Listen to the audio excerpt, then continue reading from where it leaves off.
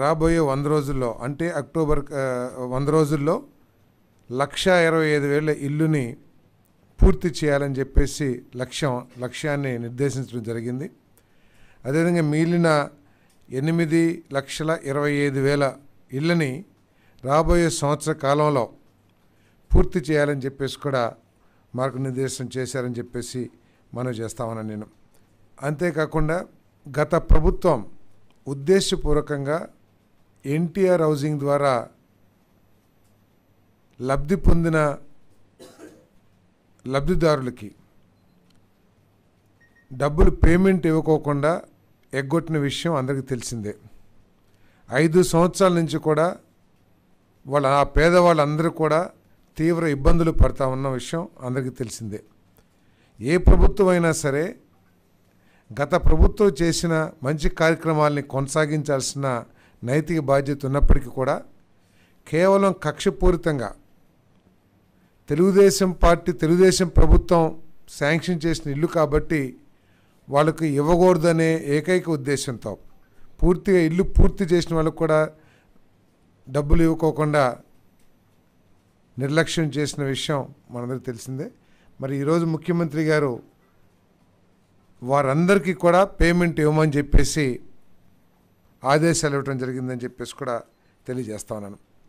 అదేవిధంగా ఇప్పుడు ఏదైతే హౌసింగ్ ప్రోగ్రాం జరుగుతుందో వాటి మీద ఎంక్వైరీ వేసి ఎక్కడైనా సరే అనర్హులైన లబ్ధిదారులు ఉన్నారా, తర్వాత మోడర్న్ టెక్నాలజీస్ వినియోగించుకొని నిర్మాణంలో ఏమన్నా లోపాలు ఉన్నాయా,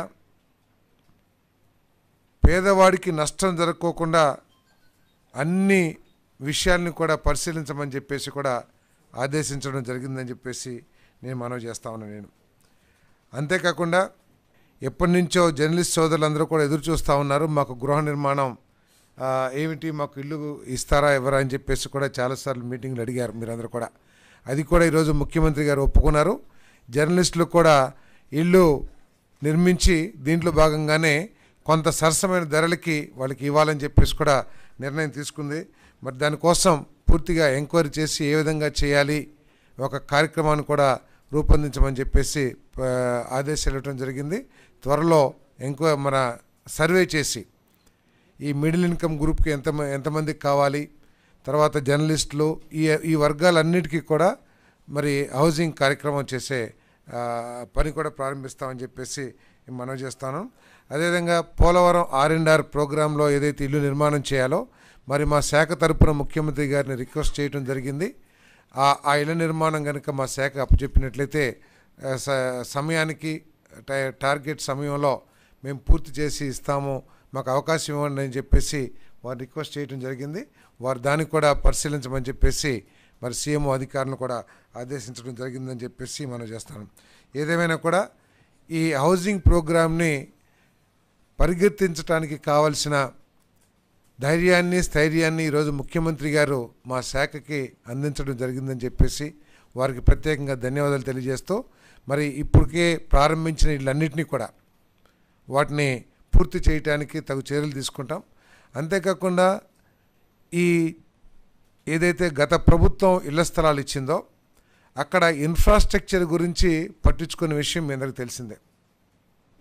ఆ ఇన్ఫ్రాస్ట్రక్చర్ గురించి కూడా అవకాశం ఉన్న కేంద్ర ప్రభుత్వ పథకాలని ఆసరా చేసుకుని ఆ ఇన్ఫ్రాస్ట్రక్చర్ని కూడా పూర్తి చేయమని చెప్పేసి ఆదేశాలు ఇవ్వడం జరిగిందని చెప్పేసి మనం చేస్తాను. నేను 2014-2019లో తెలుగుదేశం ప్రభుత్వం చేపట్టిన గృహ నిర్మాణ పథకాలకి 2019-2024లో చేపట్టిన గృహ నిర్మాణ పథకాలకి ఒకసారి పోల్చినట్లయితే 2019-2024 మధ్యలో వైఎస్ఆర్ కాంగ్రెస్ పార్టీ మూలంగా దాదాపు ఈ రాష్ట్రంలో పేదవాళ్ళకి 9 నుంచి 10,000 కోట్ల రూపాయలు నేరుగా ఆర్థిక నష్టం జరిగిందని చెప్పేసి ఈ సందర్భంగా తెలియజేస్తా ఉన్నాను.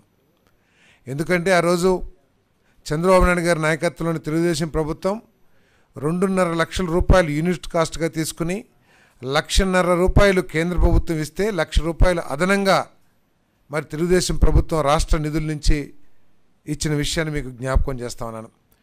మరి 2019 నుంచి 2024 వరకు కూడా పేదల ప్రభుత్వం అని చెప్పుకున్న వైఎస్ఆర్ కాంగ్రెస్ పార్టీ ప్రభుత్వం 2,50,000 నుంచి 1,80,000కి తగ్గించి 70,000 రూపాయలు ఆర్థిక లాభాన్ని ఈ పేదవాళ్ళకి అందకుండా చేసిందని చెప్పేసి కూడా ఈ సందర్భంగా నేను తెలియజేస్తా ఉన్నాను.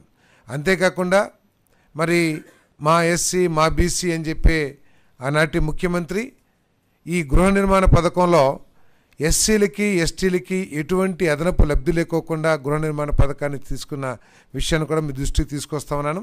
మరి అదే 2014-2019 మధ్యలో యూనిట్ కాస్ట్ 2.5 లక్షలు, దానికి అదనంగా ఎస్సీలకి ఎస్టీలకి 50,000 నుంచి ₹1,00,000 వరకు కూడా అదనంగా ఆర్థిక సహాయం చేసిన విషయాన్ని కూడా మీ దృష్టికి తీసుకొస్తా ఉన్నాను.